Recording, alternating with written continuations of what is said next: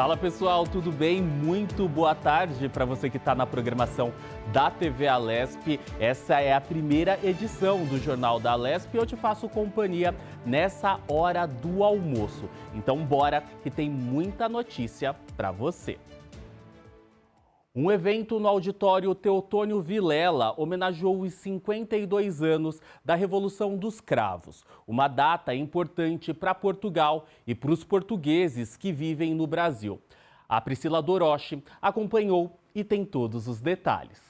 A Revolução dos Cravos foi uma manifestação militar e popular que ocorreu em Portugal no dia 25 de abril de 1974 e encerrou o governo liderado por Antônio Salazar.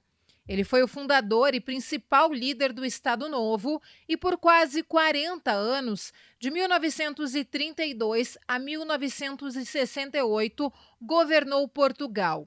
O nome da revolução teve como símbolo o cravo, uma flor colocada na ponta das baionetas dos soldados. O movimento das Forças Armadas Portuguesas, no decurso de uma ação conjunta, estabeleceu o controle da situação política em todo o país, após ter ocupado diversos pontos estratégicos, nomeadamente os ministérios, estações de radiodifusão e radiotelevisão, aeroportos e fronteiras. A solenidade em homenagem aos 52 anos da Revolução dos Cravos e pela passagem do Dia da Comunidade Luso-Brasileira foi realizada no plenário JK da Alesp. Grandola Vila Morena, terra da fraternidade. O proponente foi o deputado Paulo Fiorilo, do Partido dos Trabalhadores. Essa é uma atividade que a gente vem realizando ao longo desses anos para comemorar uma data, uma referência em defesa da democracia pelo fim do fascismo e do nazismo e pelo fim do governo Salazar. Foi uma manifestação popular que envolveu o exército, mas também o povo português, o que nos dá um alento muito grande quando você tem a participação da população contra um ditador, contra um regime que oprime. Presidente da Comissão de Relações Internacionais da Alesp, o deputado Paulo Fiorilo destaca ainda a importância do Parlamento Paulista, que cada dia ganha mais espaço no debate do multilateralismo. A gente tem aqui, temos recebido vários cônsules de vários países e hoje em especial a gente fez uma homenagem para a Itália com a presença de um deputado italiano. Eu tive um café da manhã com 3 senadores franceses. E agora a gente faz essa homenagem tão importante para a comunidade portuguesa. Na ocasião, também foi entregue uma placa em homenagem à luta pela democracia, a representações que se destacam em manter viva a memória do 25 de abril. Hoje é uma comemoração dupla, importantíssima. A primeira, a Revolução dos Cravos. Esse fenômeno que resgatou a liberdade do nosso país, que trouxe de novo uma dignidade que estava fazendo uma enorme falta à nossa gente. 25 de abril foi essa restauração e até hoje, de lá para cá, Portugal vem experimentando os benefícios que esta liberdade e que esta democracia trouxe. Uma data muito importante, tem que ser festejada mesmo. Não é sobre se houve ditadura, mas sobre o significado político de abril e quais valores devem orientar a democracia hoje. Hoje o problema não é o silêncio estatal mas a batalha política pela memória, sobretudo nas redes sociais e no parlamento. Mais do que preservar o passado, a nossa missão é manter viva essa herança no presente e protegê-la para o futuro, aproximando cada vez mais o Brasil e Portugal. A melhor forma de homenagearmos e reconhecermos os nossos pais, os nossos avós, é preservarmos esta memória, mas a memória inteira, a memória das gerações que nos antecederam e que vieram para este país ajudar a construí-lo com muita dificuldade, mas com este sentido de reconhecimento que nós devemos aos nossos avós. Quero agradecer a todos os envolvidos na realização desse evento, assim como agradeço a todos que nos prestigiaram com a sua presença. E o município de Manduri, na macro-região de Sorocaba, recebeu a 6ª audiência pública do Orçamento 2027. Os parlamentares da Alesp ouviram as principais demandas da população e, ao final, anunciaram mais de 2 milhões de reais em recursos para o município e cidades da região. A reunião foi realizada na Câmara Municipal de Vereadores de Manduri. Como já é de costume nas audiências públicas, os moradores puderam participar, trazendo sugestões para serem incluídas na Lei Orçamentária Anual de 2027. Ipaussu foi contemplado o ano passado, de 24 para 25, uma emenda para o Hospital de Ipaussu que salvou a Santa Casa de Ipaussu, que é uma entidade que não é da prefeitura. Então eu quero agradecer vocês, que vocês possam continuar nesse ritmo, ajudar nós. Durante a reunião, o presidente da Comissão de Finanças, Orçamento e Planejamento, o deputado Gilmaci Santos, anunciou o repasse no valor de R$300 mil para o município de Manduri. Os recursos serão empregados na área da saúde. Então a gente vai distribuir aqui de maneira igual, um recurso que vai ajudar sim, com certeza, vai dar para os menores, vai ajudar muito. As audiências públicas têm como objetivo ouvir os anseios da população. É bom ouvir a população, é bom ouvir todas as pessoas, porque é daqui que a gente tira as conclusões. Não adianta a gente ficar nos nossos gabinetes, o secretário ficar nos gabinetes da secretaria. E trazer perto da gente as demandas. A gente sabe que a lei orgânica anual é muito importante, é onde a gente coloca o recurso diretamente para a cidade. Sempre que as audiências chegam nas cidades, nos municípios, na região, sempre estão notícias boas. Essa é a ideia, esse é o propósito, né? A gente poder não somente discutir o orçamento, mas anunciar sempre alguns recursos, coisas boas para a cidade. Os recursos vão chegar em uma boa hora para o município. A gente tem uma escola estadual, está precisando de uma reforma nela, a gente está com uma quadra que não está podendo usar, né? A gente está até com um problema na parte da educação física, onde a gente vai reivindicar para o governo, né? Até através dos deputados também, para dar uma ajuda, uma parceria lá para que aconteça a obra. Moradores e autoridades de cidades vizinhas também comemoraram o anúncio do repasse dos recursos. Não tem oportunidade de emprego. Então a intenção é a gente trabalhar em cima de recursos para trazer novas empresas para o município. Localizado a cerca de 300 quilômetros de distância da capital paulista, o município de Manduri tem cerca de 10 mil habitantes. A cidade é conhecida carinhosamente como a capital do verde. A origem do nome Manduri está relacionada a uma espécie de abelha sem ferrão encontrada na região. E nesta semana, os deputados e deputadas da Alesp voltam a rodar o estado com as audiências públicas do Orçamento 2027. Amanhã é a vez da população do litoral paulista apresentar para os parlamentares as demandas que esperam ver atendidas no orçamento do ano que vem. Às 10 horas da manhã, a audiência pública será na Câmara Municipal de Peruíbe e às 6 horas da noite na Câmara Municipal de Cananéia. Se você é da região, aproveite a chance de opinar sobre o orçamento do estado. E quem não é morador do litoral também pode acompanhar as audiências aqui nos canais da Alesp.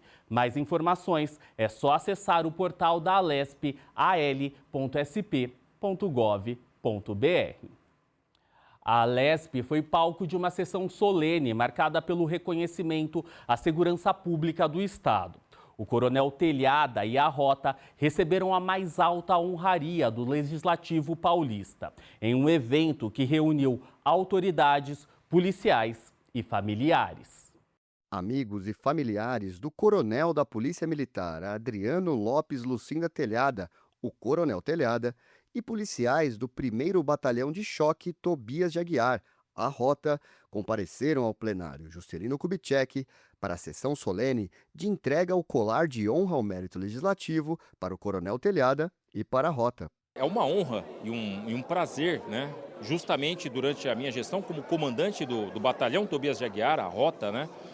Receber essa honraria, né? Da nossa Casa Legislativa Maior do Estado. Proponente da homenagem, o deputado Capitão Telhada destacou o trabalho da Rota e a história do pai, o Coronel Telhada. Hoje nós temos a oportunidade de homenagear trajetórias a trajetória de uma unidade, que é o Batalhão Tobias de Aguiar, a rota quase bicentenária, que se confunde com a própria história da Polícia Militar, que se confunde com a história do Brasil, que presta um serviço de excelência à sociedade e ao povo de bem.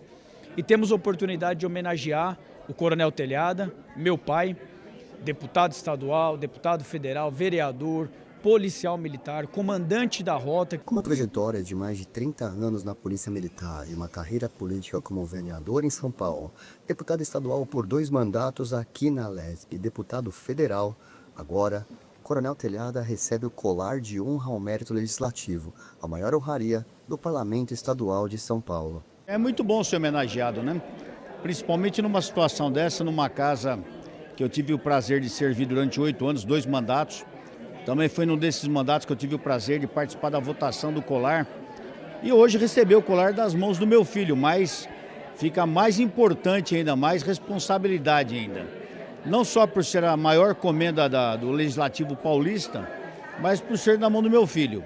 Então é um motivo de muita alegria, de muito júbilo, porque quando a gente faz o que a gente não espera honrarias, não espera reconhecimento. A gente faz, como militar que nós somos, nós fazemos porque nós acreditamos no que nós fazemos. Para o deputado estadual delegado Olim, as homenagens reforçam a importância da segurança pública no estado de São Paulo.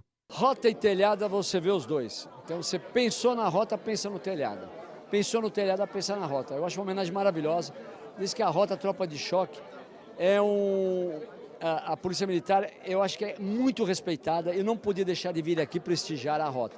E o Coronel Telhada é meu parceiro, meu amigo de partido, que ficamos juntos aqui durante 2 mandatos juntos. Muita gratidão essa lembrança, porque podem ter certeza que é um motivo de coroamento no nosso trabalho. Muito obrigado à Assembleia Legislativa, muito obrigado ao capitão Telhada, meu filho.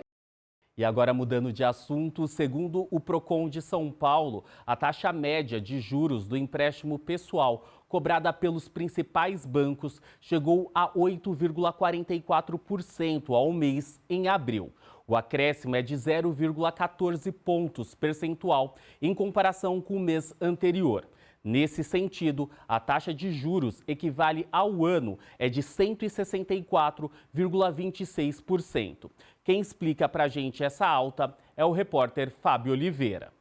A taxa média de juros do empréstimo pessoal cobrada pelos principais bancos chegou a 8,44% ao mês em abril, acréscimo de 0,14%, em comparação com o mês anterior de 8,30% mensal. Nesse sentido, a taxa de juros equivalente ao ano é de 164,26%. Os dados são da recente pesquisa mensal realizada pela Fundação Procon, com coleta de preços no último dia 2, junto às 6 principais instituições do setor conforme trajetória histórica: Banco do Brasil, Bradesco, Caixa Econômica Federal, Itaú, Safra e Santander.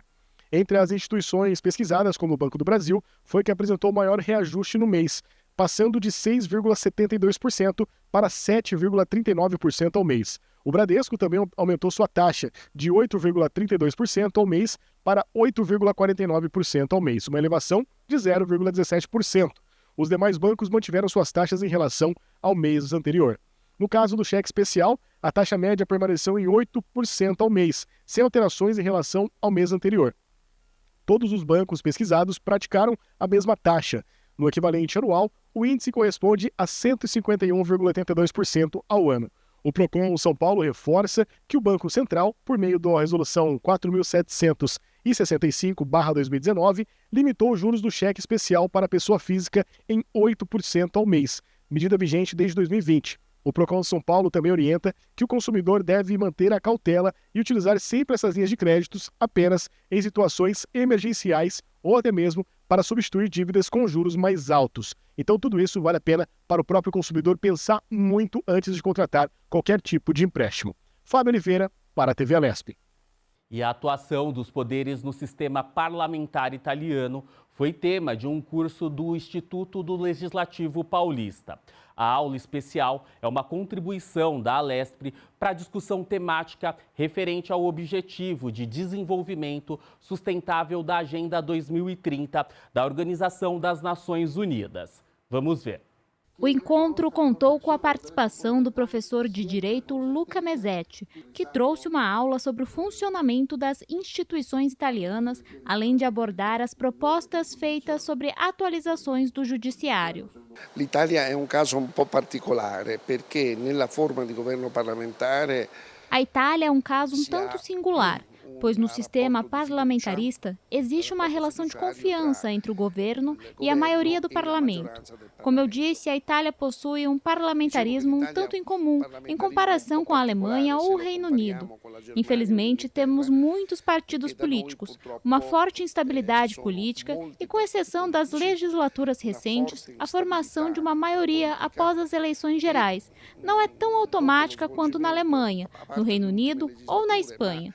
Portanto, o chefe de governo, neste caso o primeiro-ministro, precisa tentar formar uma coligação de partidos, o que nem sempre é estável.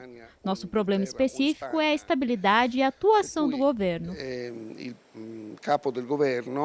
A palestra, que faz parte do curso Democracia, Fundamentos, Desafios e Perspectivas, também contou com a participação de especialistas brasileiros para uma comparação entre os modelos de separação dos poderes dos dois países. Sempre é uma fonte de inspiração.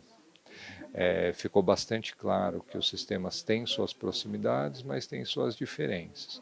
Das proximidades, eu colocaria os problemas comuns da própria formação de governo, né? Às vezes é um pouco diferente, se tem o presidente, se tem o primeiro-ministro, mas na concretização desses regimes, seja na Itália, seja no Brasil, a questão da formação da maioria política, as divergências que pode se dar entre aquele que está no chefe do executivo e o parlamento, e que tipo de encaminhamento, né, o próprio sistema prevê para esses impasses, o papel do judiciário na tentativa de solução de disputas políticas, são problemas comuns, e acho que ter essa visão da Itália, ainda mais com o professor Luca, nos ajuda a pensar sobre melhorias no nosso sistema.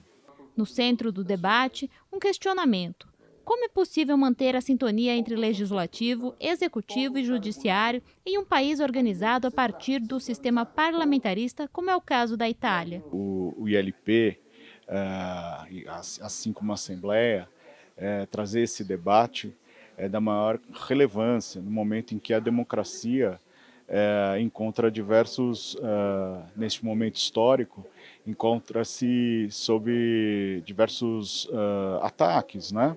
É sempre importante a gente ter uma avaliação dos processos e dos arranjos institucionais que existem em outros países, especialmente na Itália, porque nós temos uma proximidade muito grande pela filiação ao próprio ramo do direito civil, direito constitucional. O Guilherme, que participou do evento, achou importante a possibilidade de dialogar e discutir questões fundamentais para a contemporaneidade.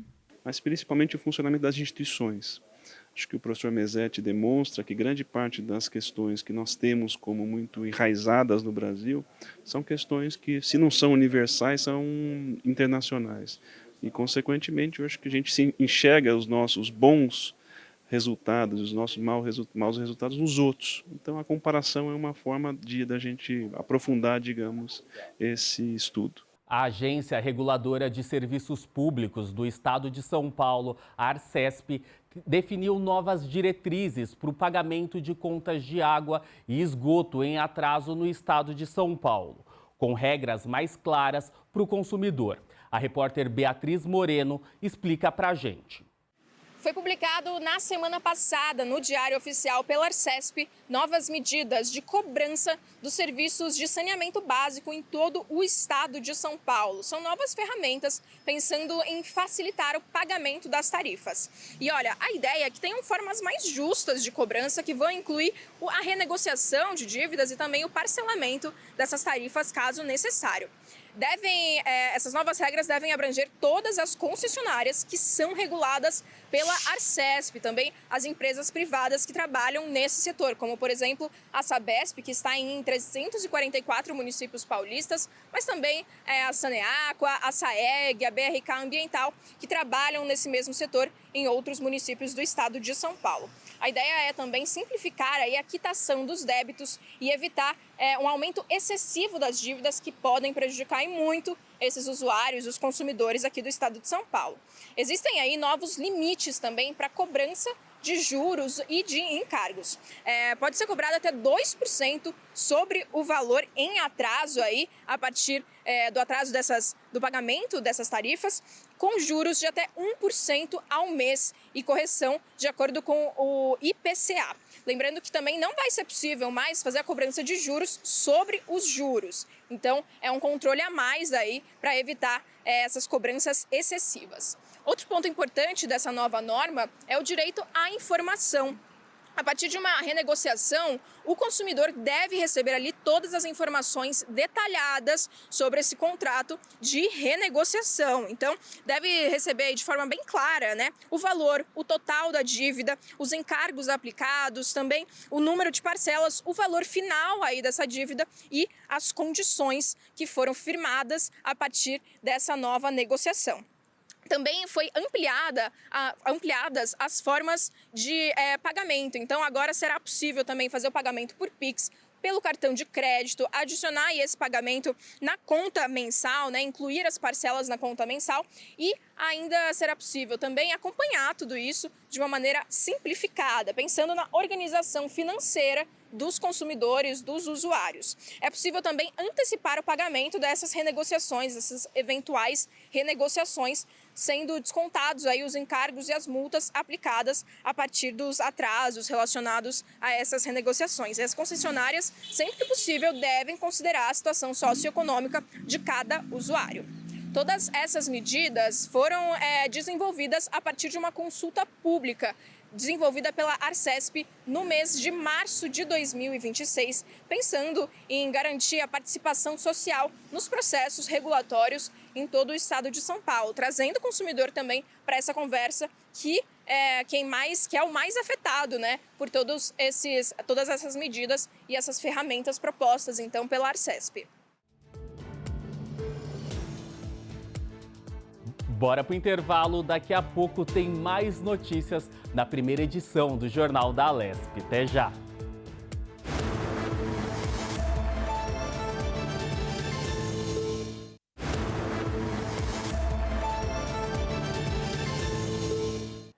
Que legal ter você aqui com a gente no Jornal da Alesp. A gente segue com mais informações para você.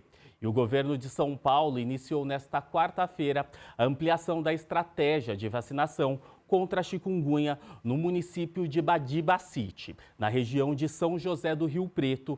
E ainda no assunto de vacinação, há um mês do fim da campanha, a cidade de Campinas vacinou sabe quanto? Apenas 7% das crianças contra a gripe. Quem tem os detalhes é o repórter Bruno Oliveira. Campinas está enfrentando uma situação preocupante. Faltando um mês para o fim da campanha de vacinação contra a gripe, a cidade imunizou apenas 7% das crianças de 6 meses a 5 anos, um dos grupos prioritários da campanha de vacinação. A meta é atingir 90% desse público até o dia 30 de maio. Para tentar reverter esse cenário, a Secretaria Municipal de Educação informou que passou a orientar as escolas a reforçarem a importância da vacina com os pais e responsáveis. Cada equipe gestora pode avaliar quais são os melhores formatos para contribuir na iniciativa, como, por exemplo, conversa com as famílias na entrada ou saída dos alunos, envio de mensagens via WhatsApp e envio de cartas ou bilhetes. A administração municipal reforça que a vacina contra a gripe é segura e protege contra os vírus H1N1 e H3N2 e é a forma mais eficaz de prevenir sintomas graves e mortes pela doença. Já na cidade de Badibacite, o governo estadual iniciou a ampliação da estratégia de vacinação contra a chikungunya. A vacinação vai seguir a estratégia definida pelo Ministério da Saúde e será realizada gratuitamente nas unidades de saúde do município, que possui cerca de 29 mil habitantes. Poderá receber o imunizante toda a população de 18 a 59 anos, que procurar as unidades de saúde da cidade. A vacina contra a chikungunya foi aprovada pela Agência Nacional de Vigilância Sanitária, a Anvisa, em abril do ano passado. Estudos clínicos indicam que o imunizante é bem tolerado e induz resposta imunológica após uma única dose. As contraindicações seguem as orientações da bula aprovada pela Anvisa, incluindo pessoas imunodeficientes ou imunossuprimidas, gestantes e indivíduos com hipersensibilidade a componentes da vacina. É importante lembrar que a chikungunya é uma doença viral transmitida pelo mosquito Aedes aegypti, também responsável pela transmissão da dengue e da zika. Os principais sintomas incluem febre alta de início súbito e dores intensas nas articulações, que podem se tornar crônicas e persistir por meses ou anos. Não há tratamento antiviral específico e o cuidado é baseado em repouso, hidratação e uso de analgésicos e antitérmicos. Em 2025, foram confirmados 7.952 casos de chikungunya e 7 óbitos no estado de São Paulo. Já neste ano, até o dia 21 de abril, foram 616 casos e 2 óbitos. Bruno Oliveira, para o Jornal da Alesp. E olha, por falar em vacinação, o estado de São Paulo recebeu mais de 500 mil doses da vacina contra a Covid-19. A vacinação segue em andamento nesse mês de abril e foca principalmente em grupos de risco, viu? Idosos, crianças, gestantes, mulheres que acabaram de dar à luz e profissionais de saúde. Mas todos devem se proteger. As vacinas oferecidas pelo SUS são gratuitas, seguras e eficientes para prevenir casos graves. Por isso, é fundamental manter o esquema vacinal atualizado. Os interessados devem procurar a unidade básica de saúde mais próxima para verificar a disponibilidade e o calendário local. E uma boa oportunidade para quem usa os trens todos os dias, dar uma paradinha rápida na viagem e cuidar da pressão arterial. Nesta quinta-feira tem ação de saúde na linha 12 Safira. Mais informações com a repórter Vanifer Monteiro. A ação se chama Estação Saúde, vai ser ali na Estação Jardim Romano da CPTM, na zona leste da capital, na linha 12 Safira. É muito importante para os passageiros que estão sempre mergulhados na correria do dia a dia, para manterem a saúde em dia. Isso porque os profissionais da saúde estarão ali aferindo a pressão arterial e também dando dicas de como manter a saúde em dia. Não custa nada, dá uma paradinha, é muito rápido aferir a pressão arterial e também ouvir essas pessoas. Essa ação é uma parceria com a Associação Sequencial de Ensino Superior. Essas pessoas, esses profissionais da saúde também estão preocupados com a saúde dos passageiros. Afinal, nessa correria nem sempre dá para ir até um profissional da saúde. Então, dessa vez, os profissionais da saúde vão até você, passageiro, que passa ali pela zona leste da capital. Então, não se esqueça, essa ação vai ser amanhã, tá? Ali na linha 12 Safira. Então você pode parar um pouquinho. Vai ser das 7 às 9 da noite, tá? Dá para parar um pouquinho. Então aferir a pressão arterial e também ouvir essas pessoas. Das 7 às 9 da noite, ali na linha 12 Safira, na zona leste da capital. Seguimos falando de saúde, porque outra estação da CPTM recebe ações nesta quinta-feira.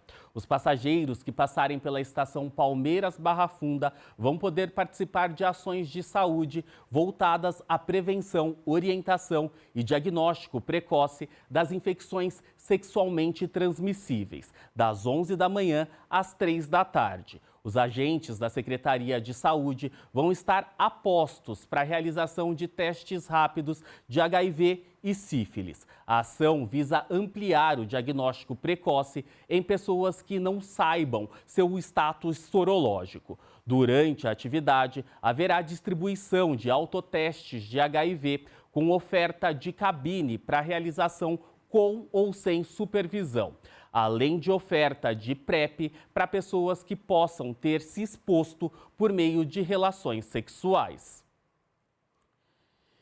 Uma doença silenciosa, muitas vezes invisível por ano, mas que pode trazer consequências grandes. A doença de Chagas ainda é um desafio importante para a saúde pública no Brasil. Para intensificar o combate, o Ministério da Saúde anunciou um investimento de 12 bilhões de reais. As regiões com maior vulnerabilidade social e presença do inseto transmissor estão entre as prioridades do Ministério da Saúde. Uma estratégia para reduzir a transmissão e ampliar o diagnóstico precoce. Grande parte dos casos suspeitos vem parar no Instituto Adolfo Lutz, em São Paulo, referência em pesquisa e tratamento da doença no país. Aqui, especialistas identificam o inseto transmissor e analisam amostras que ajudam a mapear o avanço da doença no Brasil. Este laboratório é um dos únicos laboratórios no estado de São Paulo que tem uma colônia de barbeiros, né, de triatomíneos. Esses triatomíneos são utilizados tanto para o diagnóstico, né, o xenodiagnóstico, quanto para pesquisas científicas das mais variadas linhas de pesquisa. Então, aqui contamos com com uma colônia importante, que é o de Triatoma infestas, mas nós temos uma colônia menor de ródinos, que são utilizados ou em animais silvestres, quando trabalhamos, né, com animais silvestres, pesquisa de tanto leishmaniose quanto trypanosoma. Então, quando vamos a campo, aproveitamos toda a estrutura do serviço de campo e trabalhamos as duas doenças. Então, quando se refere à doença de Chagas, a gente aplica o xenodiagnóstico em gambás e outros animais capturados. O tratamento para a doença existe, mas atenção, ele é muito mais eficaz quando o diagnóstico é feito logo no início. Quando demora, as consequências podem ser graves. E o principal risco continua dentro de casa ou em ambientes de mata como este aqui. O barbeiro ainda circula em diversas regiões e pode transmitir a doença de forma silenciosa. Por isso, todo cuidado é pouco. Usar telas em janelas, mosquiteiros, vedar frestas em paredes e telhados, higienizar bem os alimentos e manter um ambiente sempre limpo é fundamental. E se encontrar um barbeiro no meio do caminho, jamais toque no inseto. O contato direto pode trazer risco de contaminação. A orientação é clara: acionar imediatamente a vigilância sanitária. A principal forma de transmissão acontece por meio do inseto, conhecido como barbeiro, comum em áreas rurais. A doença de Chagas ela foi descrita no início do século passado, né, por Carlos Chagas, no interior de Minas. Ele trabalhava com malária que graçava fortemente nessa região de La Sance, em Minas, e ele acabou sendo apresentado com um inseto que era encontrado muito nas casas das pessoas, que era o barbeiro, o inseto barbeiro, né? Ele dissecou esses insetos e encontrou a presença de um protozoário flagelado, um trypanossomo, né? Ele estudou durante algum tempo, depois ele começou a fazer uma associação em relação ao quadro clínico que as pessoas apresentavam. Então, assim, é um caso único na medicina. O Carlos Chagas, ele fez a descrição do parasito, do transmissor, o inseto transmissor, e de aspectos clínicos da doença. Na fase inicial, os sintomas nem sempre aparecem. Quando surgem, podem incluir febre persistente, cansaço, dor de cabeça e inchaços pelo corpo. Segundo o Ministério da Saúde, só em 2024 foram registradas mais de 3.700 mortes pela doença no Brasil. Já os casos agudos seguem concentrados principalmente na região norte.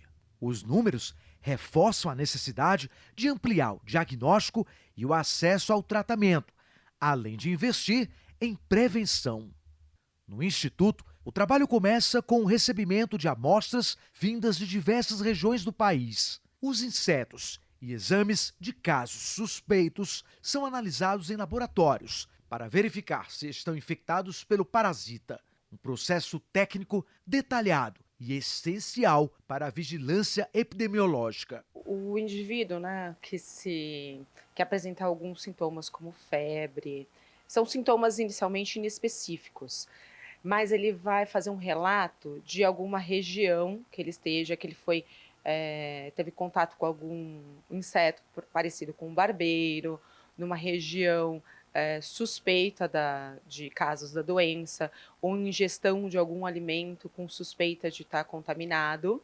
Então, ele pode apresentar alguns sintomas que são inicialmente inespecíficos. São exames relativamente invasivos, porque é uma coleta de sangue comum, que é então essa amostra então é encaminhada para o laboratório e aqui nós vamos processar essas amostras e liberar então o resultado para a equipe de saúde possa então proceder nas estratégias de tratamento, de controle da região e desencadear todas as ações. É um monitoramento até do tratamento, né? Então assim, ele passa por toda uma série, todo o ciclo de tratamento. Então o xenodiagnóstico vai permitir até em que ponto do tratamento ele ainda contém parasitas no seu corpo, né? O ideal é zerar. Isso é uma das importâncias do xenodiagnóstico.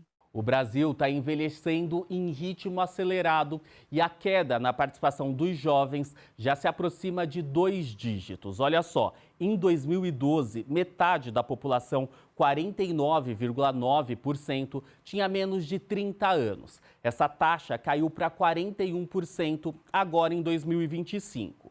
Em outras palavras, significa dizer que apenas 4 em cada 10 brasileiros são jovens. Ao mesmo tempo, o percentual de idosos subiu no mesmo período. É o que revelam os dados do IBGE. O Brasil está envelhecendo rapidamente e o número na queda de jovens participantes já passa de 2 dígitos. Em 2012, metade da população tinha menos de 30 anos. Essa taxa caiu para 41% em 2025. Em outras palavras, significa que quer dizer apenas 4 em cada 10 brasileiros são jovens. Ao mesmo tempo, o percentual de idosos com mais de 60 anos subiu para 11,3%, de 11,3% para 16,6% no mesmo período. É o que mostra, né, os dados da Pesquisa Nacional de Amostras de Domicílios Contínua e também aí que foi divulgada na última sexta-feira pelo IBGE. O levantamento é feito desde 2012. A queda no número de jovens se acentuou de tal forma que já chegou a 2 dígitos. Segundo o Instituto, não se trata apenas de uma redução de participação deles no total da população, mas também no seu contingente. Em pouco mais de uma década, o país perdeu 10 milhões de jovens. Esse grupo caiu de 98,2 milhões em 2012 para 88 milhões em 2025, uma redução de 10,4%. O que também chama atenção é a expansão de pessoas com mais de 65 anos, que atingiu mais de 11% da população no total do ano passado. São cerca de 12 em cada 100 brasileiros. A fatia de idosos cresceu em todas as regiões do país no último ano, mas são maiores no Sudeste e no Sul, ambas com 18,1%. A menor foi registrada no Norte, com 11,3%. Como a mortalidade dos homens é maior que das mulheres, o IBGE observou ainda que a proporção de homens em relação às mulheres diminuiu com o avanço da idade. Há mais mulheres idosas do que homens. Entre os que têm 65 anos ou mais, o Instituto aponta que há aproximadamente 75,9 homens para cada 100 mulheres. Esses números aí são levantamentos, né, que amargam a perda de uma janela de oportunidade por meio que os economistas chamam de bônus demográfico, quando o país tem mais pessoas com idade economicamente ativa em comparação à população inativa e deve aproveitar esse período para potencializar o crescimento econômico. Então tudo isso aí também é feito de estudos, né, que foram divulgados aí através de 2012 até o ano de 2015. Para você ter uma ideia também, os adultos, o movimento é inverso. A participação da população de 30 a 39 anos subiu de 15,9% em 2012 para 16,3% em 2025. Na faixa de 40 a 49 anos, subiu de 13% para 15% no mesmo período. Esse estudo, como eu disse, foi divulgado, né, na última sexta-feira e acontece aí desde 2012, fazendo um pouco mais sobre essa população, aí, essa idade da população, populacional, né? E também acaba falando o seguinte, que os jovens acabaram tendo menos participações em acontecimentos do nosso país. Fábio Oliveira, para a TV Alesp. Agora eu te convido para dar um passeio num trem histórico. O Expresso Turístico da CPTM em São Paulo completa, sabe quanto? 17 anos. Entre partidas e chegadas, quantas histórias os passageiros e funcionários têm para contar, hein? Embarque comigo nesse trem que já entrou para a história dos paulistas. O Expresso Turístico da CPTM completa 17 anos e celebra com viagens especiais. Os destinos, Jundiaí e Paranapiacaba. Brenda, você nunca tinha entrado nesse trem? Nunca, é minha primeira vez. Muito diferente, eu tô muito animada. Agora eu vou a passeio, eu com minha amiga. Nós somos umas idosas bem para frente, 70, eu tenho 78 anos. Eu não deixo de curtir quando precisa, né? O embarque é na Estação da Luz com clima de aniversário. Somos recebidos por funcionários vestidos a caráter para o embarque do aniversariante. Desde a recepção, do entretenimento, das informações sobre os passeios, trabalha juntamente com o pessoal da manutenção, da limpeza, da segurança, para que a viagem concorra com tudo certo, com qualidade. O projeto se consolidou como opção de lazer e turismo acessível no estado. Ao longo dos anos, a ferrovia virou um caminho para história, cultura e descoberta. As viagens comemorativas levam os passageiros a destinos muito importantes. E Jundiaí e Paranapiacaba foram escolhidas pelo valor histórico. É claro que os passageiros participam de tudo. Ganham até um cap, para participar e aprendem muito sobre a história desses locais. Você trouxe quantas pessoas hoje para cá? 44. 44? E essas pessoas estão vindo de onde?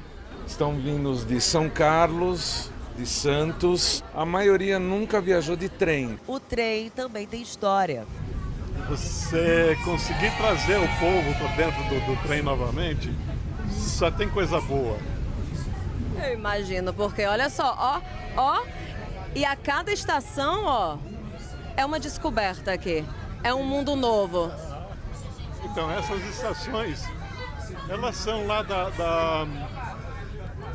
dos fins dos anos 800, né? Início dos anos 900.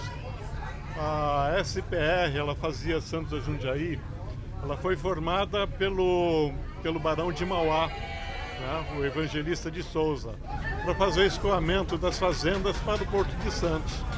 Então são estações bastante antigas e que, embora restauradas, você ainda encontra algumas estações na configuração original. Um reforço à memória ferroviária que movimenta o turismo pelo interior. Negócio de poético, de bonito em trem, não tem? Sim, é uma estrutura mais antiga, né? Assim, parece que é mais aconchegante, né? E relembra também o passado, as memórias afetivas, né? Aos 17 anos, o Expresso Turístico segue nos trilhos da história. Apenas um adolescente, conectando passado e presente em cada viagem. Que legal, né? Vou fazer esse passeio. Essa edição fica por aqui. A gente se encontra logo mais. Até mais, gente!